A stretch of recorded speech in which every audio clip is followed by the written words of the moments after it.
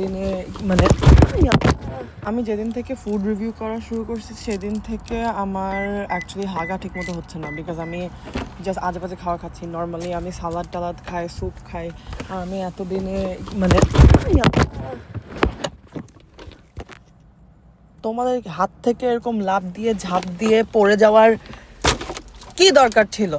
তো আজকে আমি বাসায় যাচ্ছি একটা সালাদ নিয়ে আসতে, বিকজ আমি আর পারতেছি না ভাই, আমি তো মোটা হয়ে যাব।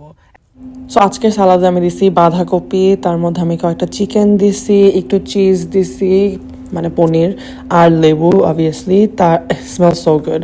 আর এর মধ্যে আমি হ্যালোপিনিও ক্রিমি একটা ড্রেসিং দিছি আর একটু আভোকাডো দিছি।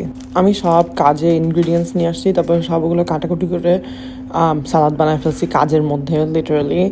আর ওখানে বসে বসে খাচ্ছি অফিসের মধ্যে।